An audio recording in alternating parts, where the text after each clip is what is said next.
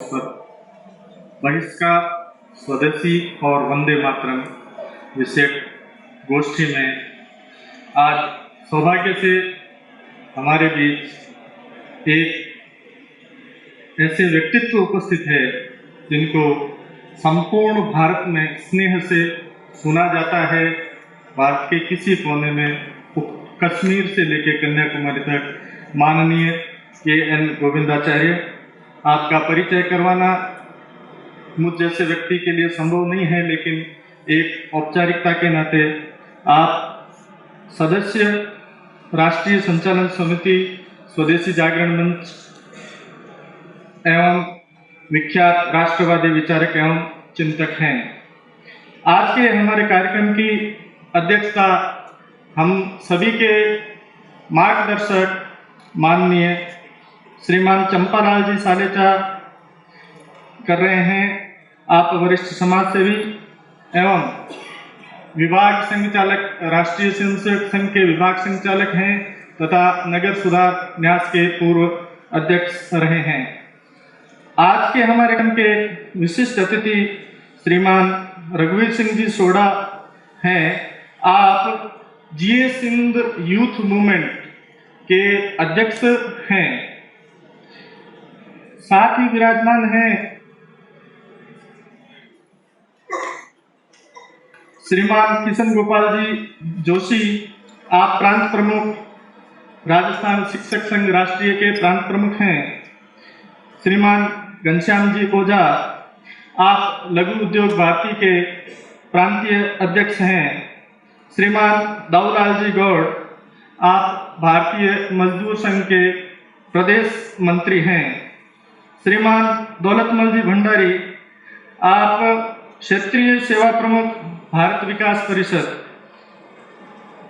श्रीमान वासुदेव जी प्रजापति, आप विद्या भारती के प्रदेश मंत्री हैं।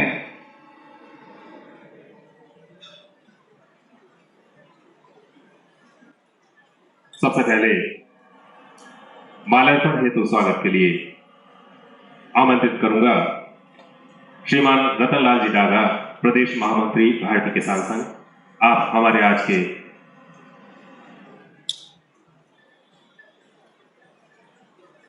आदरणीय के.एन. गोविंदाचार्य जी से निवेदन करूंगा कि वे कृपया अपने स्थान पर खड़े हों, क्योंकि कुछ कष्ट होना पड़ सकता है। मैं निवेदन करूंगा श्रीमान घनश्याम जी ओझा साहब से, प्रांतीय अध्यक्ष लघु उद्योग भारती, वे माननीय के.एन. गोविंदाचार्य जी का माल्यार्पण कर स्वागत करें।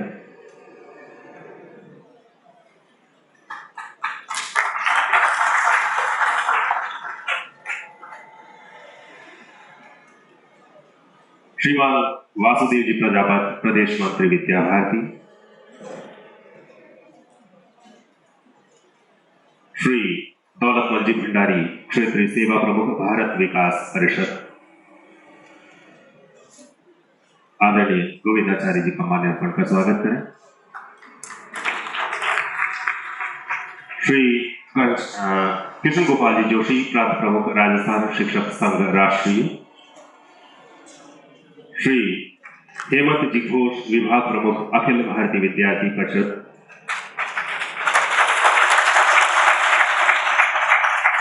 डॉक्टर महेंद्र जी कचवाहा, प्रांत विचार केंद्र प्रमुख।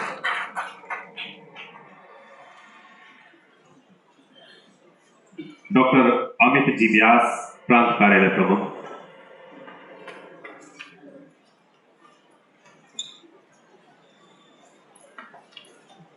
श्री कमल जी पोंगलिया, महानगर सह संयोजक स्वदेशी जागरण मंच। श्री नीलेश जी तिवारी, महानगर सह संयोजक। श्री महेंद्र जी मेघवाल, महानगर सह संयोजक। श्री बलवीर सिंह जी बैस, सदस्य महानगर कार्यकारिणी। श्री जितेंद्र सिंह जी सिडली, सह जिला संयोजक स्वदेशी जागरण मंच। और श्री रामचंद्र जी चौधरी, महानगर संघर्ष वाहिनी प्रमुख स्वदेशी जागरण मंच।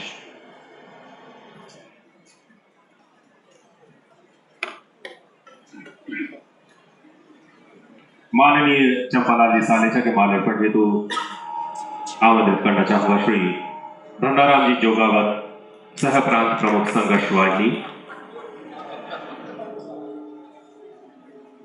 श्री महेश जी जांगीर, विभाग संघर्ष वाहिनी प्रमुख,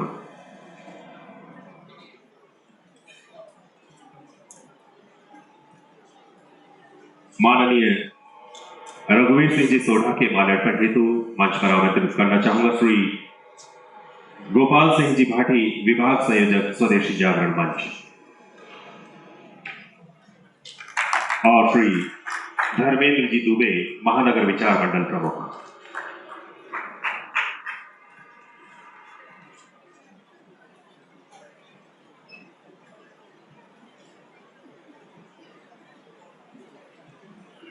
सावा पायलट के स्वागत करने की श्रृंखला में माननीय के.एन. गोविंदाचार्य जी का साफा पहनाकर स्वागत करेंगे श्री लक्ष्मीकांत जी पित्ती, प्रांत कोष प्रमुख, स्वदेशी जागरण मंच।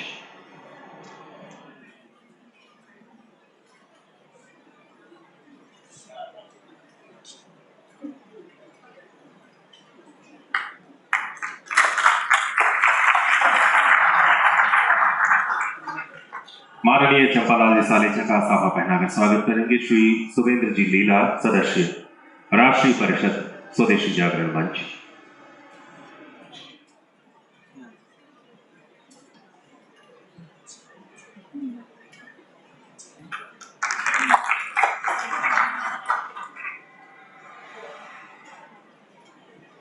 और श्रीमान रघुवीर सिंह जी सोढ़ा के साफा पहनाकर स्वागत करने के लिए मंच पर आमंत्रित करूंगा श्री देवेंद्र जी सालेचा, सदस्य, राष्ट्रीय परिषद, स्वदेशी जागरण मंच।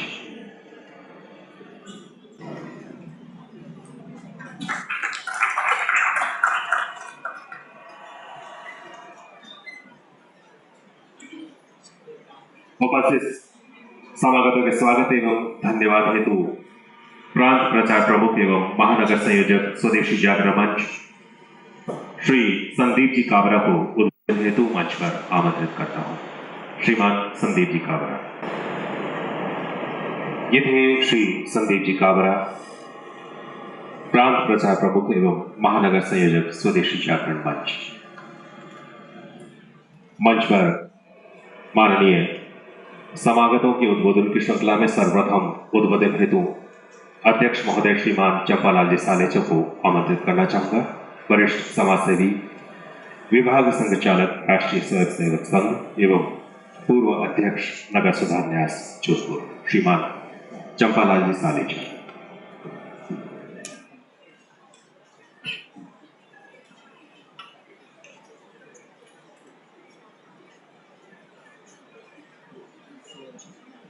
हमारी वंदनीय भारत माता के चरणों में शत वंदन करते हुए राष्ट्र सेवा में संपूर्ण रूप से समर्पित और हमारे सदैव मार्गदर्शक के रूप में चिंतनीय विषयों को अत्यंत गहराइयों से प्रस्तुत कर हमें प्रेरणा देने वाले ऐसे माननीय श्री के.एन. गोविंदाचार्य जी, इस कार्यक्रम के विशिष्ट अतिथि श्रीमान रघुवीर सिंह जी सोढ़ा, सम्मानित मंच और आदरणीय बंधुओं, यह हमारा सौभाग्य है कि आज इस बंग के शताब्दी वर्ष के अवसर पर आज हमारे बीच ऐसे विचारक पधारे हैं जो न केवल इस विषय की गहनता से हमें अवगत कराएंगे, लेकिन वास्तव में तो हमारा 1857 के पश्चात का भारत का संपूर्ण स्वतंत्रता आंदोलन,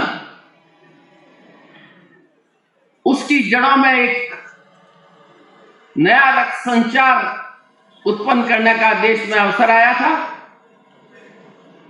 उस अवसर के प्रति उसकी क्या प्रक्रिया रही और उस प्रक्रिया में शासक वर्ग जो कि भारत की स्वतंत्रता की ज्वाला को, या ऐसा कहना चाहिए कि जो हमारी पराधीनता के विरुद्ध देश के जन जन में जो क्रांति के उफान आ रहे थे, उसको शांत करने का जो, या गलत रास्ते में या धीरे रास्ते में डालने का जो प्रयत्न अंग्रेज शासकों का चल रहा था, उसके विरुद्ध जिस आंदोलन ने उसको पुनः गति दी, बलिदान के मार्ग पर आगे बढ़ने के लिए लोगों को प्रेरित किया, हमारे शासकों की जो नीति, ऐसी गणित नीति चल रही थी जिसके द्वारा वह भारत को बिखेर कर भारत के सांस्कृतिक मूल्यों को समाप्त कर एक ऐसा वातावरण पैदा करना चाहते थे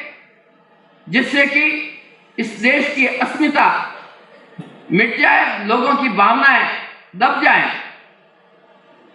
मुझे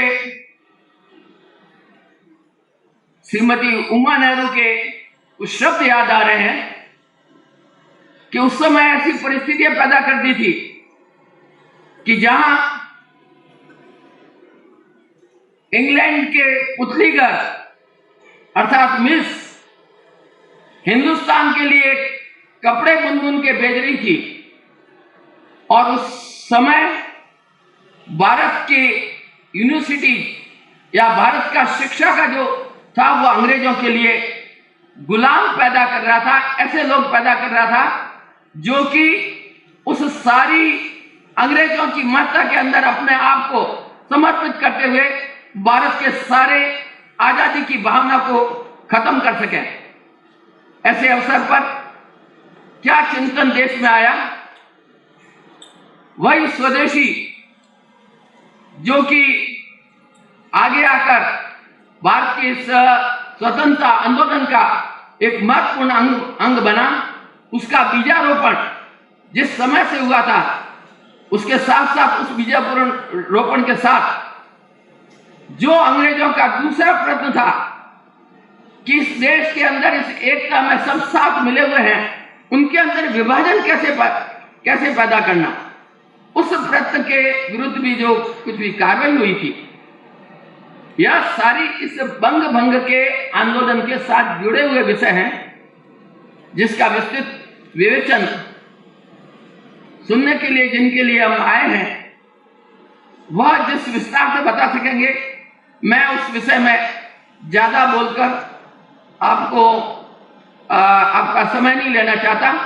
इसलिए मैं केवल यह कहता हूं कि यह जो ऐसा अवसर था जबकि भारत में 1857 के बाद पुनः एक जागृति का जो तूफान खड़ा हुआ था, उसका हेतु बना अंग्रेजों का ये बंग भंग करने का निश्चय, और उस निश्चय के साथ उसके जो परिणाम हुए, उसमें कुछ घातक परिणाम भी हुए उसके, जिसमें उन्होंने सफलता भी अर्जित की। लेकिन इन परिणामों के आधार पर भारतीय स्वतंत्रता का आंदोलन एक नई दिशा में चला। उसकी सारी जानकारी अभी विद्वान विचारक अपने माननीय गोविंदाचार्य से आप सुनेंगे। मैं तो एक ही बात कहता हूं कि ये अवसर ऐसे आते हैं जबकि हमको पुनः पुनः अपना चिंतन करने का, और आज की परिस्थिति में भी वो बंग भंग की जो स्थिति थी उसकी प्रासंगिकता कितनी है, इसके ऊपर चिंतन करने का अवसर आता है, और इसी दृष्टि से हम इसका प्रेरणा ले सकें। इन्हीं शब्दों के साथ मैं अपनी वाणी को विराम देता हूं। धन्यवाद। मंच पर उद्बोधन की श्रृंखला में आमंत्रित करना चाहूंगा आज के विशिष्ट अतिथि श्रीमान रघुवीर सिंह जी सोढ़ा, अध्यक्ष जीएस हिंद युवा आंदोलन। गोविंदाचार्य जी और मंच पर आसीन सभी महानुभाव और यहाँ पधारे हुए सभी देशभक्तों, प्रणाम।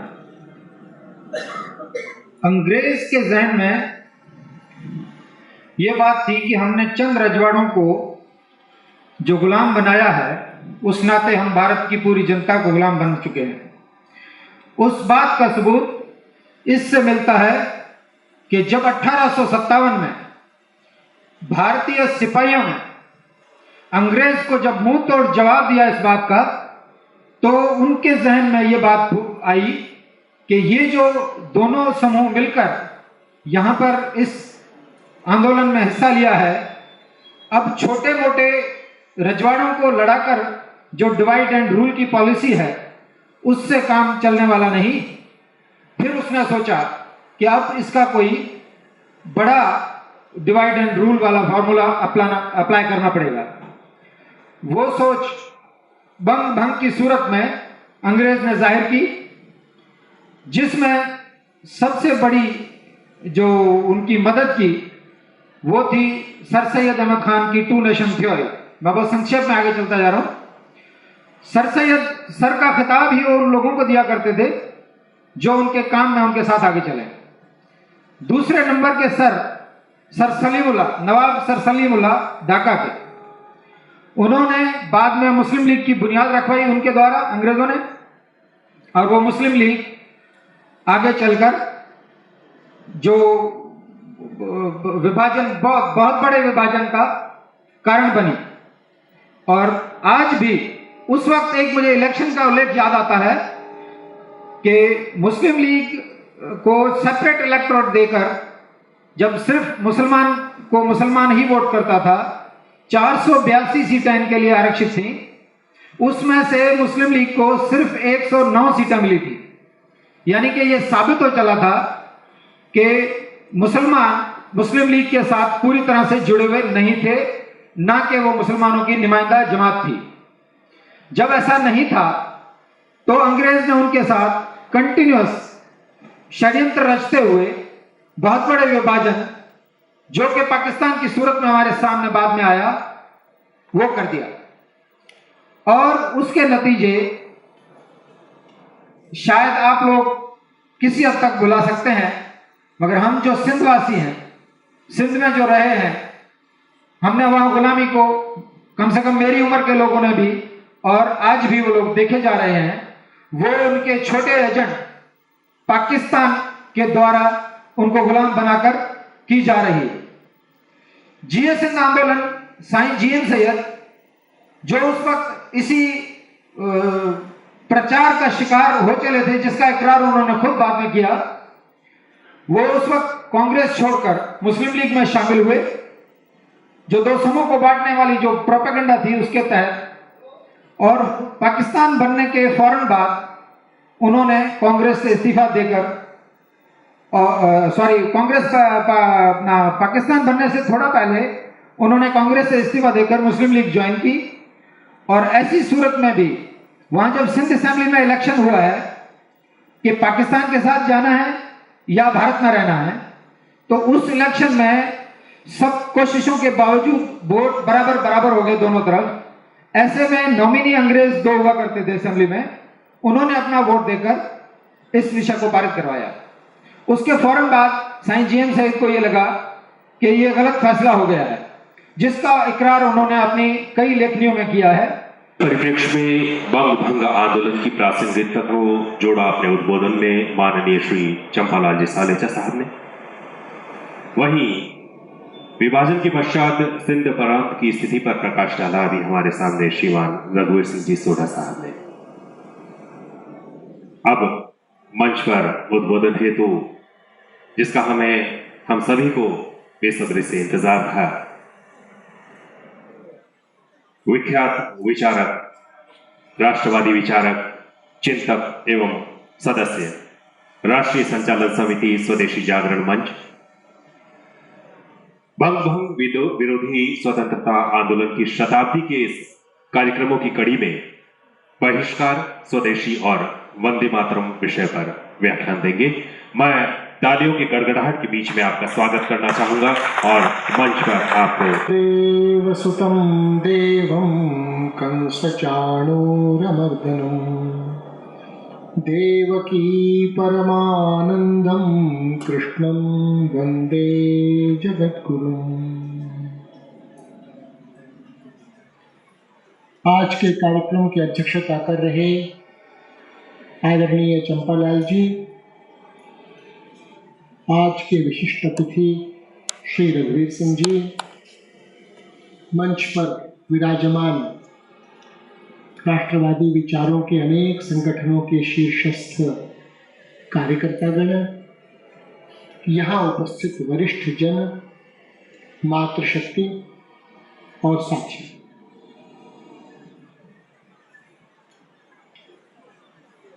कुछ वर्ष पूर्व जब विश्व व्यापार संगठन में भारत सदस्य बने ये कवायद चल रही थी, उस समय मद्रास में एक संस्था विजिल ने गोष्ठी आयोजित की कि विश्व व्यापार संगठन में शामिल होने के लाभ होंगे या नुकसान।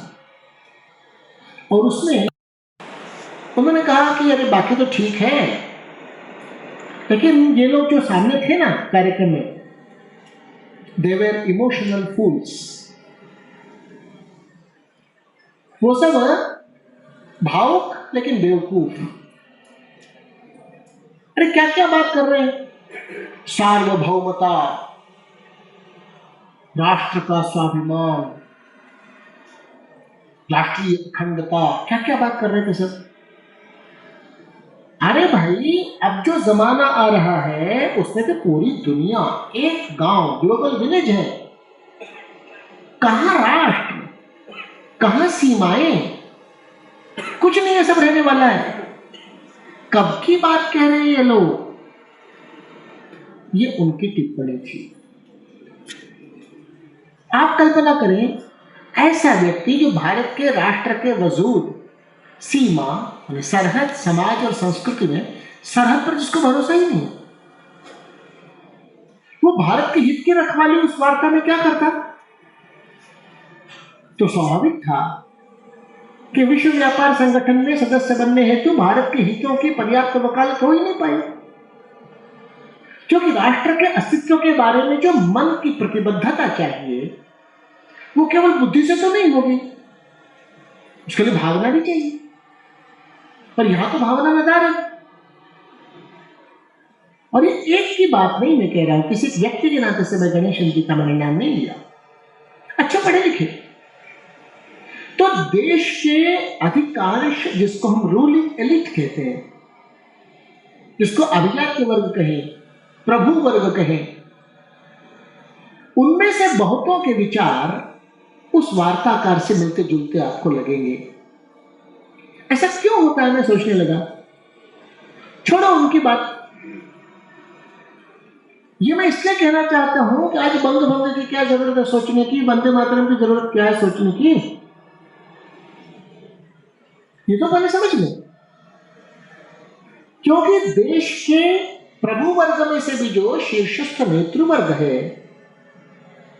उसकी ही राष्ट्र आदि संकल्पनाओं के बारे में क्या समझ है, क्या प्रतिबद्धता है, आजादी वगैरह के बारे में उनको क्या समझ है, इस पर हम थोड़ा सोच लें, तब लगेगा कि हम अलग दुनिया की बात कर रहे हैं क्या, या दो दुनिया है क्या। हमारे देश के प्रधानमंत्री पढ़े लिखे आदमी, वो तो इंग्लैंड में जाकर के कहे आए ना दो बातें विशेष। एक, सीमाएं बार बार नहीं बदला करती। दूसरी बात, भारत में जो ब्रिटिश राज था, that was an era of creativity, adventure and enterprise.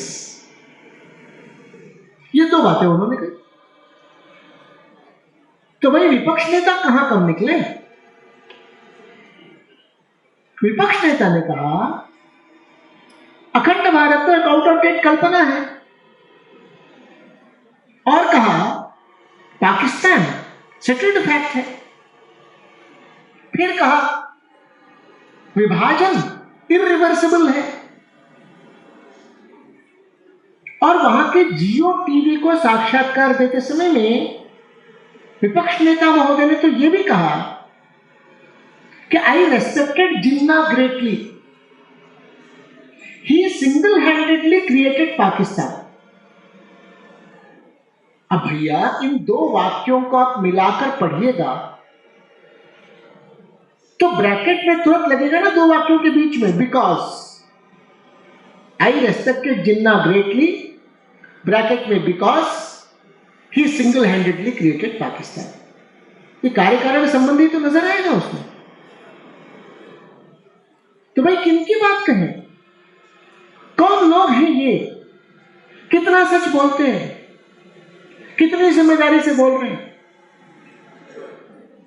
तथ्य से परे बात बोल रहे, शीर्ष स्थान पर है। देश की दृष्टि से दुनिया के में देश के प्रतिनिधि हुए ना ये लोग, इसलिए चिंता की बात है।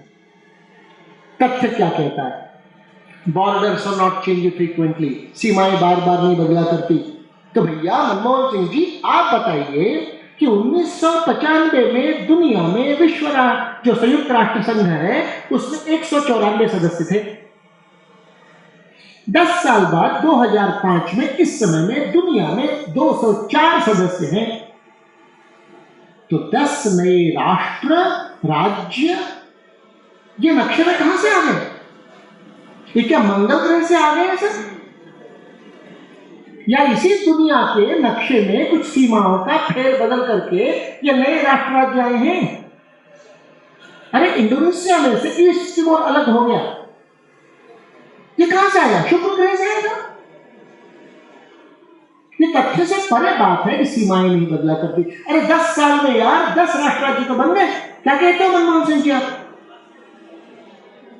और ये कहते हैं Pakistan is a settled fact, irreversible. अरे कब से भैया, कब से? 1947 के बाद पाकिस्तान कहीं था क्या? विपक्ष नेता तो थे उस समय, ये तो बाद में हुआ ना। फिर वो वैसे ही रह गया। क्या सेटल्ड फैक्ट अगर था तो 1971 में बांग्लादेश अलग कैसे हुए? किसको कहेंगे सेटल्ड फैक्ट? तथ्य से परे बात बोलते हैं। कारण क्या? कारण है कि इनका स्मृति भ्रंश हुआ है, स्मृति लोप नहीं। और स्मृति भ्रंश का मतलब क्या हुआ? जैसे कोई आदमी होता है ना, उसका शरीर अंग सब ठीक ठाक रहे लेकिन याददाश्त गड़बड़ हो जाए, तो याददाश्त जब गड़बड़ होती है तो हाथ पैर ठीक काम करता है क्या? उसको ख्याल नहीं रहेगा कब खाया कि नहीं खाया।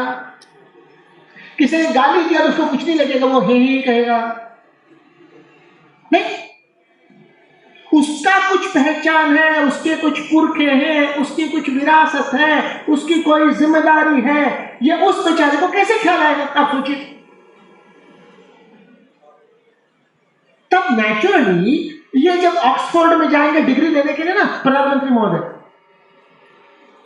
इनको जरा भी शर्म नहीं आएगी कि 102 करोड़ देश के वो प्रतिनिधि के नाते से वहां जा रहे हैं। और डिग्री कौन सी? अरे फालतू सी यार, ऑनररी डिग्री है तो है। और वहां घुटने पर बैठ करके नीलिंग डाउन करके ले रहे हैं ऐसा डिग्री। देश का अपमान नहीं कर रहे क्या? 102 करोड़ लोगों के स्वाभिमान पर चोट कर रहे हैं ये लोग। ये राजनीति नहीं है, पार्टीबाजी की बात नहीं है। देश इन बातों को नहीं स्वीकार करता क्योंकि देश का स्मृति लोप नहीं हुआ है, देश का स्मृति भ्रंश नहीं हुआ है। आज भी अपने देश का आदमी 5, 7, 10 हजार पहले भी राम और कृष्ण का स्मरण जिस भक्तिभाव से करता था, आज का आदमी भी उसी भक्तिभाव से राम और कृष्ण का नाम आज लेता है देश में। स्मृति की निरंतरता ही व्यक्ति की जैसे पहचान होती है वैसे ही राष्ट्रों की पहचान होती है। इसलिए स्मृति का महत्व है मित्रों। इसीलिए बाद में श्रीमद् भगवत गीता में भी अर्जुन ने कहा था, सारा उपदेश सुनने के बाद, नष्टो मोह स्मृतिर्लब्ध्वा। और तब बात निकली थी उसके मुंह से, करिष्ये वचनम तव। स्मृति प्राप्त होने पर बात होती है मित्रों। इसलिए हम जब आप इन सारी बातों को सोच रहे होते हैं तो हमारे लिए भारत केवल भूमि का टुकड़ा नहीं है। हमारे लिए ये जीवित जागृत चैतन्यमयी साक्षात जगदम्बा जगत जननी स्वरूपा अन्नपूर्णा भारत माता है। महर्षि अरविंद ने इसे भूमि के नाते से नहीं पूजा। परम पूजनीय गुरु जी ने इसे भारत माता अनायास ऐसे ही चैतन्यमयी नहीं कहा था। स्वामी रामतीर्थ ने कहा मैं चलता हूं यानी भारत चलता है, ऐसे ही नहीं कहा था। जो नासमझ है वो इस संपूर्ण सृष्टि के सत्य को देख नहीं पाते हैं। अखंड भारत सार्वकालिक सत्य है। पाकिस्तान तात्कालिक सच्चाई है। पहले कहां था 47 के पहले? 20 साल के बाद की गारंटी क्या डॉक्टर मनमोहन सिंह प्रधानमंत्री और विपक्ष नेता ले सकते हैं कि पाकिस्तान ऐसा का ऐसा ही रहेगा? कौन सी बात, कौन सी दुनिया में जी रहे हैं वे लोग? पाकिस्तान का वजूद तो भारत विरोध, अमेरिका की जरूरत और आर्मी की हुकूमत के कारण है। 20% जमीन और आबादी शेष 80% को अपने मातहत करने की असफल कोशिश कर रही है। तो कब कौन सा भाग अलग होगा, गारंटी कौन लेगा? अरे 3 बातों पायों में से एक भी पाया ढीला पड़ा तो पाकिस्तान का वजूद तो खत्म ही हो जाएगा। कौन सी बात कर रहे हैं ये लोग? कारण है मित्रों कि देश की पुण्य परंपरा की पहचान और परवाह नहीं है। अपना राष्ट्र संपूर्ण सृष्टि में विधाता ने विशेष रूप से गढ़ा है, अनायास नहीं। तभी तो हिमालय से लेकर विंध्याचल तक का जितना भूभाग है वो 400 करोड़ से भी ज्यादा लोगों को पेट भरने लायक अन्न उपजा सकता है। आसान नहीं है बात। गंगा नदी का आप दक्षिणी ले लीजिए तो थोड़ी ही देर में नीचे चट्टान मिलेगी, लेकिन गंगा नदी का उत्तर कैसे ले लीजिए तो नीचे 6-6 किलोमीटर तक मिट्टी ही मिट्टी मिलेगी, पत्थर नहीं मिलेगा। यह विशेष प्रकार का ये भूभाग है जिसका एक जागतिक लक्ष्य है। जब जब भारत सबल और समृद्ध बना, दुनिया को इसने बेहतर तरीके से जीना सिखाया है, दुनिया पर कब्जा कहीं नहीं किया है। यही भारत को विधाता ने दुनिया को सिखाने के लिए जन्मा है। आप गौर करिए, इस भूगोल में बहुत सी सभ्यताएं, क्या अधिकांश सभ्यताएं कर्क रेखा पर ही दिखाई पड़ेंगी आपको। और कर्क रेखा पर सभ्यताओं का अस्तित्व और विकास होता चला गया था। उसमें से भी संस्कृति का स्थान भारत, ही संस्कृति का स्थान बाकी सब। इसलिए जब जब बाकी लोग बढ़े हैं, सबल और समृद्ध हुए हैं, दुनिया को हमेशा युद्ध, हिंसा, विनाश, मृत्यु के दौर को ही झेलना पड़ा है। ये त्रासदी रही है दुनिया की। इसलिए भारत का विशेष स्थान है मित्रों। और ये सब जब आप सोचेंगे तो मैं आपको दूसरी तरफ ले जाना चाहता हूं कि भारत के प्रभु वर्ग को मैंने कहा जैसे देश की पुण्य परंपरा की पहचान या परवाह नहीं है, पहचान नहीं है। अरे उनको लगता है कि वो चला रहे हैं देश को। नहीं भाई, वो नहीं चलाते हैं। ये बड़ा अहंकार वैसा ही है जैसे छत्रपति शिवाजी को एक बार अहंकार हो गया था ना, तो समर्थ रामदास ने कहा चलो शिवबा, चलो हम चलते हैं, घूमने चले। गुरु शिष्य दोनों चले शहर के बाहर। एक सरोवर पड़ा, तो तालाब के पास अचानक समर्थ रामदास थोड़ा मुड़े, उन्होंने एक पत्थर को जोर से धक्का दिया, पैर से हटा दिया और ताली बजाकर नाचने लगे। अरे शिवबा धन्य हो, तुम तो यार बहुत अलबेले हो, हमने तो पता ही नहीं चला था कि तुम इतने बड़े महाराज हो। क्या हुआ? अरे देखो नजदीक। जैसे ही पत्थर हटाया था और समर्थ रामदास ने शिवाजी को दिखलाया, देख यहाँ पर तो पानी है, छोटा सा पानी, और उसमें मेढक बच्चे सब कैसे उछल रहे हैं, और तूने ही तो इनका इंतजाम किया था ना।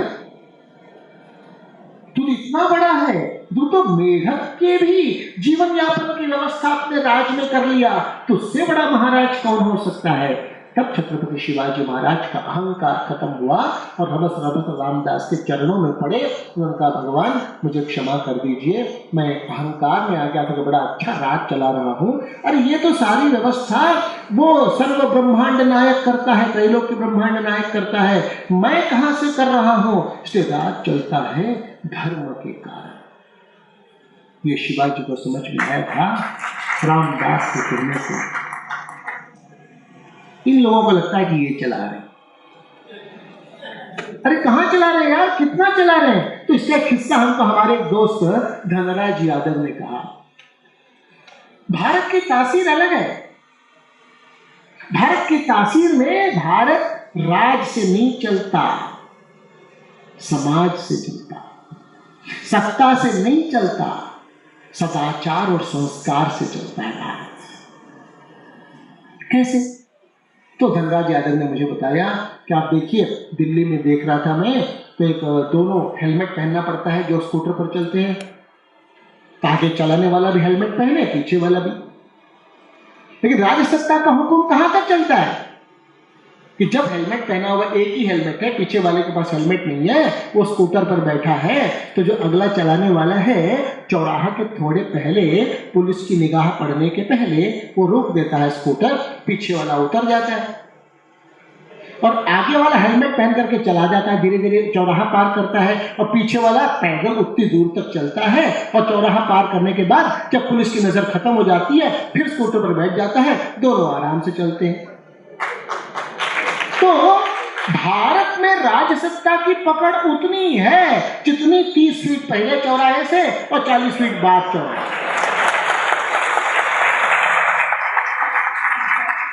और ये राजसत्ता वाले समझते हैं यही चला रहे। इनका ऐसा ही समझ विचारों का, जैसे बहुत बड़ा ऊंटों का काफिला जा रहा था और ऊंटों को सब लगा हुआ था सामान, और एक चूहा था, वो दौड़ करके अगले ऊंट के आगे चला गया और उसके नाक से जो नकेल की रस्सी नीचे जमीन पर ऐसे घिसटती आ रही थी, उस चूहे ने उस रस्सी को थाम लिया अपने मुंह में और उस काफले के आगे आगे चल पड़ा, और वो कहने लगा, मैं ही तो काफले को चला रहा हूं। भारत में राजसत्ता का कमाल ऐसे ही लोग करते हैं, हम चला रहे, चला कौन रहा है। तो धनराज यादव ने दूसरा किस्सा इसी का दूसरा बताया कि उसको बहुत सर्दी जुकाम खांसी हो गया, सर्दी लग गई, रात में 8 बजे घर पहुंचा, तो उसने कहा अपनी पत्नी से, अरे भाई बहुत सर्दी जुकाम हो गया, तुलसी का काढ़ा बना दो, ठीक हो जाएगा, हमको अभी भी सारा रास्ते में वैद्य जी ने कहा है। तो पत्नी ने कहा, हाँ हाँ हाँ ठीक है, बना देंगे। अब धनराज यादव बैठे घर में। 1 घंटे के बाद रात में 9 बजे उनकी पत्नी थाली सजाकर खाना ले आई। तो धनराज यादव बिगड़े, अरे क्या है, काढ़ा कहां? अरे ठीक है, खाना तो खा लो, फिर लेट जाओ, फिर हम सिर में तेल भी डाल देंगे, सिर दबा देंगे, ठीक हो जाएगा, नहीं होगा तो सुबह काढ़ा बना देंगे। तो धनराज जी ने कहा, ये क्या बात हुई, हमको बहुत जोर सिर दर्द है, अभी काढ़ा बनाओ, तुलसी तो है अपने घर में। तब पत्नी बोलती है, अरे कैसे बेवकूफ हो, अरे कहीं तुलसी का पत्ता शाम के बाद रात में तोड़ा जाता है क्या?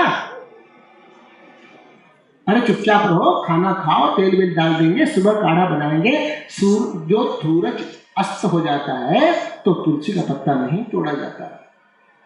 फिर धनराज यादव बोलते हैं, अरे भाई सिरदर्द बहुत है, कौन देख रहा है, 2-4 पत्ते तोड़ लाओ, नहीं तो हम तोड़ लाए। पत्नी कहती नहीं, कौन देख रहा है, क्या होता है, तुलसी मैया नहीं देख रही है क्या, नहीं टूटेगा, अरे तुम मर तो नहीं जाओगे, अरे सुबह तक सो, तुलसी का पत्ता नहीं तोड़ा जाएगा, कोई देखे या न देखे, क्योंकि धर्म कहता है कि तुलसी का पत्ता नहीं तोड़ा जाता रात में।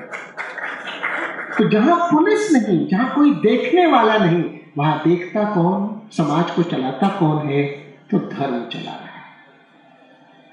इसीलिए पिछली बार मैंने कहा था कि अमेरिका में तो 1000 आदमी पर 13 पुलिस है, भारत में 10,000 आदमी पर 1 पुलिस है, लेकिन प्रति व्यक्ति अपराध अमेरिका में ज्यादा है, भारत में कम। क्यों?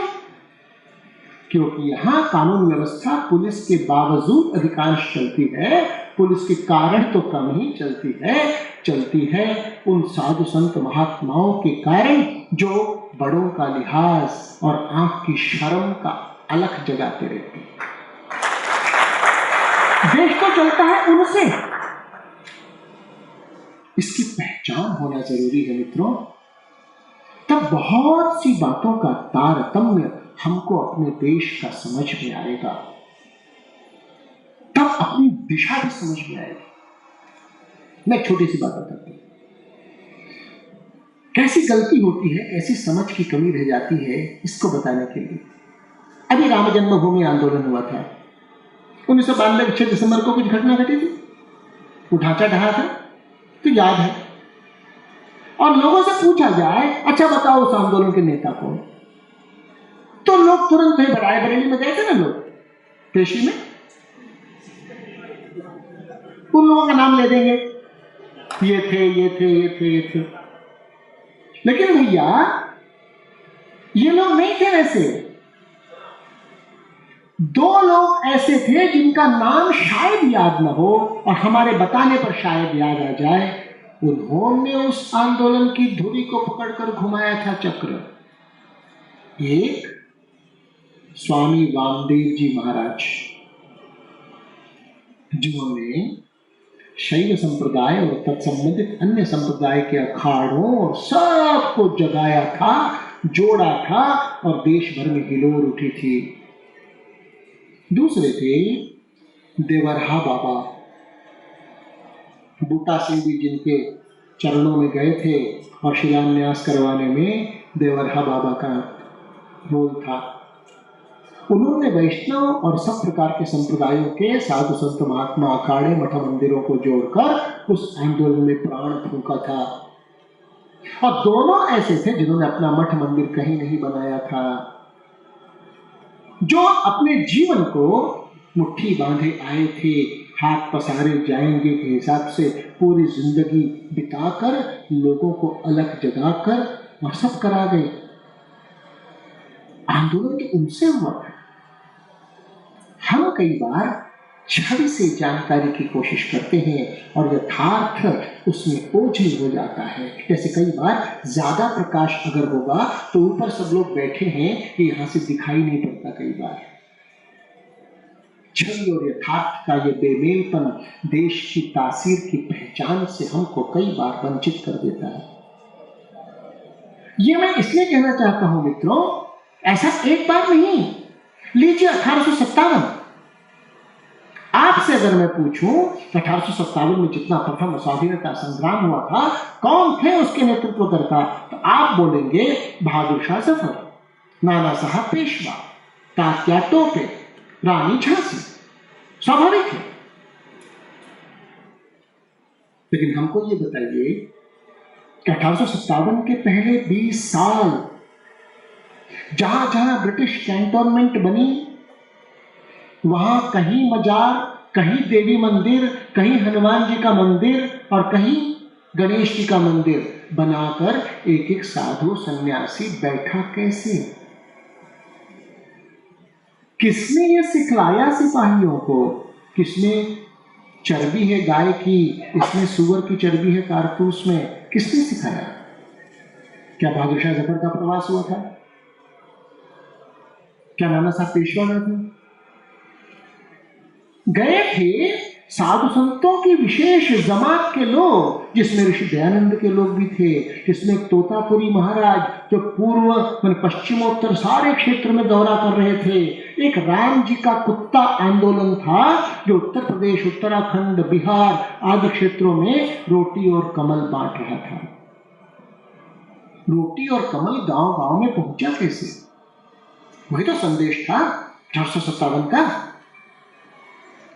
तो अपना देश अलग ढंग से चलता है, यही कहने के लिए मैंने ये दो उदाहरण आपके समक्ष रखा कि हम जैसा देखते सुनते हैं ना, वैसा ही नहीं चलता। देश अपने ढंग से चलता है, उसका गति शास्त्र है। धर्म सत्ता पहले, समाज सत्ता उसके बाद, अर्थ सत्ता उसके बाद, राज सत्ता उसके भी बाद। ये दुनिया के देशों को समझ में नहीं आ सकता। यही कारण है कि कुछ बात है कि हस्ती मिटती नहीं हमारी। कि ईसा मसीह के बाद 400 एडी में उस समय के जितने पैगान मंदिर थे यूरोप में, सबको तोड़ ताड़ कर 50 साल में आधे से ज्यादा यूरोप ईसाई बन गया, क्योंकि कॉन्स्टेंटाइन नाम का राजा ईसाई बन गया था और सारे ही बड़े बड़े भव्य मंदिर टूट गए और सारे जो गर्भगृह में मूर्तियां थी सब खंडित हो गई। 50 साल भी नहीं लगा था यूरोप में। लेकिन भारत में 1000 साल से अनवरत इस प्रकार के हमले होते रहने के बावजूद 30% आबादी और 35% जमीन थोड़ी बहुत इधर उधर क्षत विक्षत हो पाई है। क्यों? क्योंकि ये भारत की विशेषता है कि यहां अध्यात्म, यहां धर्म, ये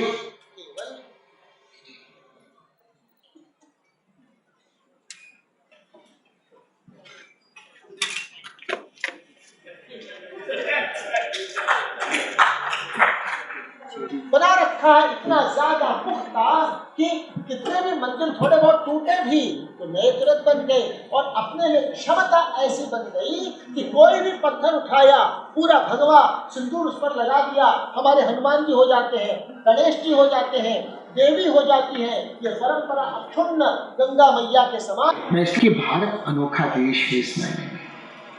अरे वो बच्चा देश है सर, उनकी बातों से हम क्या सोचें?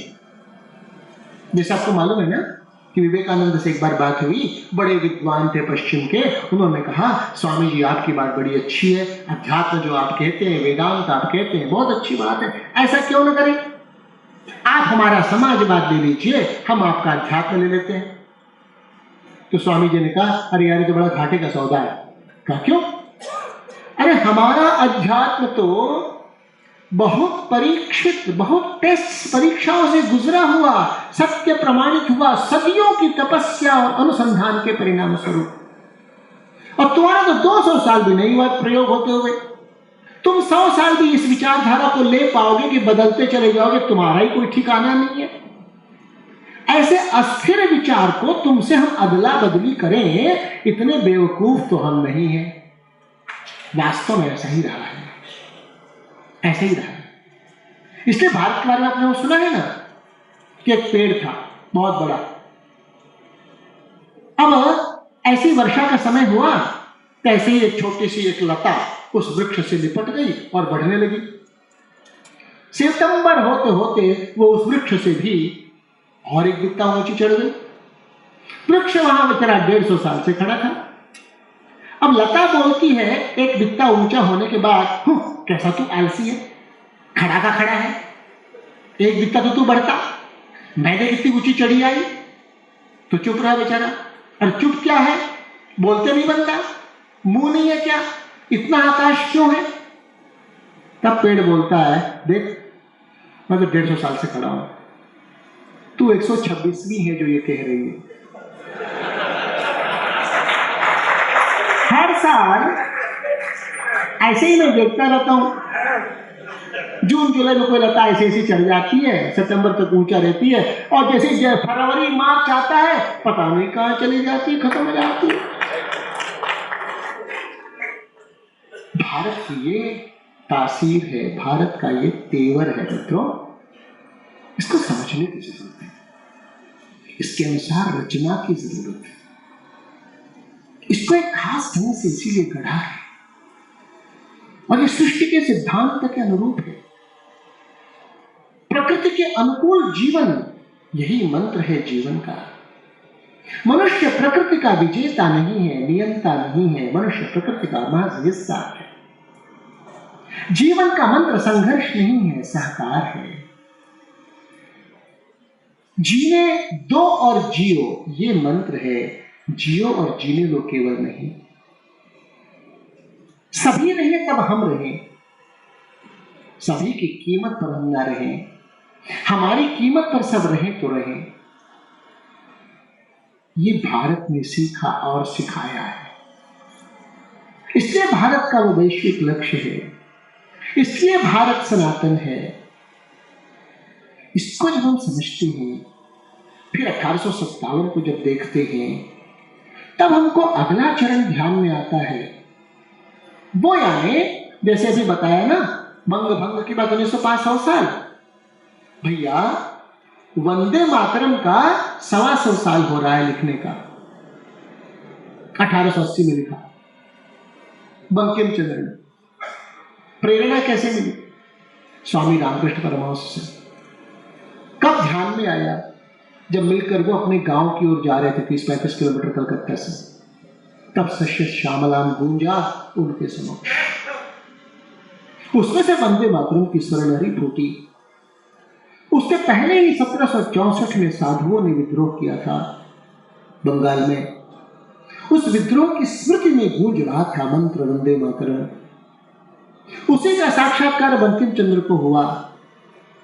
और ये वंदे मातरम, ये धुन नहीं, ये नारा नहीं, ये साधुओं की साधना के कारण उद्भूत सिद्ध मंत्र है। इसलिए इस मंत्र में वो शक्ति आई कि लोग अपने प्राणों के उत्सर्ग करने के लिए निसंकोच सामने आने लगे। नौजवान, प्राणाहुति की प्रेरणा देने का सामर्थ्य इस सिद्ध मंत्र में है। वो वंदे मातरम मां तारा की साधना से सिद्ध मंत्र है। वो मां तारा वो देवी है जिसकी पूजा अर्चना श्री रामचंद्र ने लंका में पार जाने के बाद, आक्रमण करने के पूर्व पूजा अर्चना की मां तारा की। तब शस्त्र लेकर प्रयाण किया युद्ध के लिए। उस देवी का सिद्ध मंत्र उन सन्यासियों ने जो पाया, उसके कारण 1764 में अंग्रेजों के छक्के छूट गए थे। उसी के कारण, उस वंदे मातरम की गीत लहरी के मंत्र के कारण हजारों हजार, लाखों लाख लोग प्राणों को हथेली पर लेकर अब ब्रिटिश को हम हटाएंगे के दौर में लग गए थे। नौजवान, सामान्य आदमी उस मंत्र से इतना प्रेरित हुआ था, वो माहौल इतना जगा था, और ये सब उत्तरोत्तर बढ़ता चला गया। आपको मालूम है ना, तब बाल गंगाधर तिलक, विपिन चंद्र पाल, लाला लाजपत राय सब धीरे धीरे बढ़ने लगे। महर्षि अरविंद, वारिंद्रनाथ घोष, विवेकानंद के भाई भूपेंद्रनाथ दत्त, ये सब बढ़ने लगे। 1902 में स्वामी विवेकानंद का शरीर छूट गया। ये सब बातें जब हो रही थी, तो उसके पहले के समय में ही बहुत बड़ा बंगाल प्रेसिडेंसी, जिसको कहते हैं ना, बंगाल, बिहार, असम, उड़ीसा मिला के, वो अंग्रेजों का केंद्र स्थान था। कलकत्ता उसका केंद्र था। और अब 1857 के बाद, 1875 के बाद 1880, 1835 में स्वामी रामकृष्ण परमहंस का जन्म होता है। 1869 में बंकिम चंद्र का संपर्क रामकृष्ण परमहंस से होता है। 1880 में इस गीत की रचना सामने आ जाती है। फिर 20 वर्ष में जो हिलोर मचता है बंगाल प्रेसिडेंसी में, अब इसको कैसे काबू में लाए समझ में नहीं आता है। तब उसमें से पूरे बंगाल को हम काबू में नहीं करेंगे अगर, तो बाकी भी देश हाथ से चला जाएगा, सोचने लगते हैं अंग्रेज। पहले वो समझते थे कि बंगाल वाले तो केवल बोलते हैं, करते कुछ नहीं, लेकिन इस वंदे मातरम के प्रेरणा के कारण अब उनको बम के विस्फोट के धमाके सुनाई पड़ने लगे जगह जगह पर। वंदे मातरम के उद्घोष के कारण जगह जगह उनको रहना असंभव हो गया और ये लहर दूर दूर तक फैलने लगी। तब इसका शमन करने के लिए उन्होंने सोचा था कि हम अलग अलग करके टैकल करें। तब उसमें से बंगाल को 2 हिस्से में बांटे सोचा। उसमें से कम पूरब का हिस्सा अगर मुस्लिम बहुल बन जाए तो हमको नियंत्रण जल्दी हो जाए और उनको इनके खिलाफ जुझा देंगे तो बाकी का भी आधा बंगाल कमजोर पड़ जाए। ये उन्होंने रणनीति सोची। इस रणनीति को भांप लिया इस वंदे मातरम के अनुवर्ती लोगों ने और उसी वंदे मातरम के भाव में 3 माताओं का उद्भव सबकी नजर के सामने आया जो बंगाल की परंपरा के साथ बहुत मेल खाता था। बंग माता, भारत माता, काली माता। अभी तीनों माताओं का समुच्चय लक्ष्मी, दुर्गा, सरस्वती के रूप में, लक्ष्मी, काली, दुर्गा के रूप में बंग माता, भारत माता, काली माता की इस त्रिकोण के रूप में शक्ति संचार का माध्यम बना। उसमें मूल मंत्र वंदे मातरम। इससे फिर ये जन ज्वार फैला और इसमें से ही फिर स्वदेश भक्ति, इसमें से ही काली माँ का हमें वरदान है कि हम तो विजयी होंगे ही। इसमें से ही अंग्रेजों ने जब सोचा था कि अक्टूबर महीने में हम घोषणा कर देंगे तो अगस्त महीने से ही ऐसा ज्वार चला सब तरफ कि उस दिन तय हुआ। और कार्यक्रम क्या? धार्मिक कार्यक्रम। जैसे शिलान्यास नहीं हुआ था, शिला पूजन नहीं हुआ था राम जन्मभूमि का, पादुका पूजन जैसे बात नहीं हुआ था, वैसे ही राम शिलाओं के पूजन के समान वैसे ही धार्मिक बिंब उस समय बने थे कि सब लोग हुगली में स्नान करेंगे, सब लोग स्नान करके नंगे पैर चलेंगे, इकट्ठे एक जगह आएंगे और एक दूसरे को राखी बांधेंगे और सभी वंदे मातरम का उद्घोष करते हुए आएंगे। उसी प्रकार सब इकट्ठा आ गए थे और इकट्ठा आने के बाद तब ये भी ध्यान में आ गया था कि नाक दबाओ तो मुंह खुलता है। तो अंग्रेजों की नाक दबाने का उपाय यही है कि ये लोग जो हमारे अपने बाजार को वो कब्जा करना चाहते हैं उनके माल से, इसलिए हम उनके माल का बहिष्कार अगर करेंगे तो उनकी नाक दबेगी, तब मुंह खुलेगा। उसमें से ही बंग भंग के 1905 में से स्वदेशी का नारा चला, उसी में विदेशी वस्तुओं के बहिष्कार का विषय चला। हम मोटा पहनेंगे, हम मोटा खाएंगे, लेकिन उनका न खाएंगे न उनका हम पहनेंगे, न हम उनका पढ़ेंगे। उसमें से ही देसी स्कूल परंपराएं शुरू हो गई। उसी समय में महात्मा गांधी ने भी अपने पत्रों में वंदे मातरम का उल्लेख साउथ अफ्रीका से किया है। वंदे मातरम की गूंज साउथ अफ्रीका तक पहुंची थी कि अपने पत्रों में नीचे वंदे मातरम के अभिवादन के साथ महात्मा गांधी अपना नाम लिखते थे। ये फैलता चला गया और ये 6 वर्ष लगे। अंग्रेजों को लगा कि अब संभव नहीं, नीति बदलनी चाहिए, थोड़ा थमना चाहिए। और तब 1911 में वो बंग भंग का कानून उन्होंने वापस किया था। देसी जीता था, भारत माता की उस समय जीत हुई। बंग माता, भारत माता और काली माता के जोड़ के कारण ही उस बंग भंग में पूरे भारत के लोगों का समर्थन जुट गया।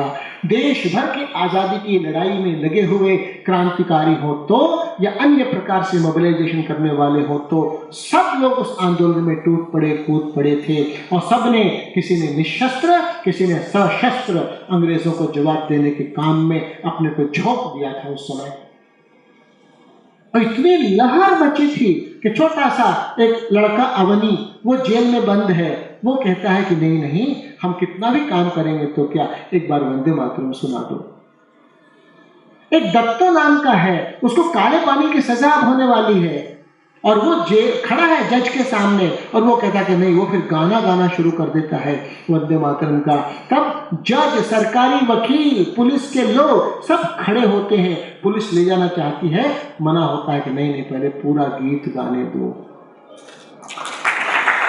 ये हुआ, इसी का पुण्य प्रताप था कि वो जो झोंका चला वो आंधी बनता चला गया और वही आंधी उस मंत्र के कारण जो चालित हुई थी, वही अंत में अंग्रेजों के बेड़े को गर्क कर गई थी। उसमें सशस्त्र क्रांतिकारियों की व्यात्माहुति का योगदान था, उसी में वीर सुभाष चंद्र बोस की आजाद हिंद फौज का भी योगदान था, उसी में नेवी के सैनिकों के विद्रोह का भी योगदान था, उसी में सावरकर का योगदान था, उसी में गांधी जी के नेतृत्व में चले आंदोलनकारियों का भी योगदान था। पूरी भारत माता ने अपनी जंजीरों को तोड़ने काटने का फैसला उस समय कर लिया था। वो तो चले गए, आगे की चुनौतियां आगे की पीढ़ी के लिए छोड़ कर गए। आगे की चुनौती है कि अखंड भारत सच है कि पाकिस्तान की सच्चाई। अखंड भारत सत्य है और इस सत्य का साक्षात्कार होना, इसका सपना नहीं संकल्प धारना आज युग का तकाजा है। संकल्प जब धारते हैं तो सपना साकार होता है मित्रों। 1800 साल तक बियाबान में भटक रहे यहूदियों का वो संकल्प अगले साल हम मिलेंगे यरूशलेम में। 1800 साल बाद दुनिया में रंग लाता है, इजराइल अरबों की छाती पर राष्ट्र के नाते से फिर से उदित होता है, इतिहास बदलता है संकल्प के कारण। लोग तो नकार चुके थे ना, क्या हुआ उनका? राष्ट्र आर्थिक आंकड़ों से नहीं चला करते, सभ्यताएं तर्क और कुतर्क से नहीं चला करती, उनकी अपनी ताकत होती है। इसलिए इजराइल और बाकी की लड़ाई में 67 के समय में लॉजिस्टिकली देखेंगे तो युद्ध की सामग्री के आंकड़े तो बताते थे इजराइल का बचना असंभव है, लेकिन क्या हुआ था? संकल्प शक्ति के कारण। जो देश सपने नहीं पालते, संकल्प नहीं धारते, वे देश सड़ते हैं क्योंकि वो स्मृति भ्रंश और स्मृति लोभ के शिकार होते हैं। तो जो भी कब्जा जमाए रखना या कब्जा करना चाहते हैं, उनके लिए सबसे सफलतम, सबसे ज्यादा जहरीला अगर कोई हथियार उनके पास होता है तो उस देश के लोगों का स्मृति भ्रंश कर देना है। हम भारतीय होने के अस्तित्व को अपने कर्मों से सार्थक करके दिखाएं। इसके लिए परमपिता परमेश्वर हम सबको प्रेरणा, मुझे और आपको संबल प्रदान करे, यही प्रार्थना करता हुआ मैं अपनी बात पूरी करता हूँ। बहिष्कार, स्वदेशी और वंदे मातरम विषयक व्याख्यान पर अभी अपने उद्बोधन से लाभान्वित किया हमें विख्यात राष्ट्रवादी विचारक, चिंतक एवं सदस्य, राष्ट्रीय संचालन समिति, स्वदेशी जागरण मंच, माननीय श्री KN गोविंदाचार्य जी। एक विशेष सूचना, अखिल भारतीय विद्यार्थी परिषद द्वारा बंग भंग विरोधी आंदोलन की शताब्दी वर्ष के अवसर पर 7 से 14 अगस्त तक वंदे मातरम अभियान के अंतर्गत 7 दिन तक विभिन्न कार्यक्रमों का आयोजन किया जाएगा। वंदे मातरम का उद्घाटन कार्यक्रम रविवार को 11 बजे, 7 अगस्त रविवार को 11 बजे, स्थान घंटाघर परिसर। इस कार्यक्रम में आप सभी सादर आमंत्रित हैं। अन्य कार्यक्रम में विभिन्न महाविद्यालयों, विद्यालयों, छात्रावासों में 600 लगभग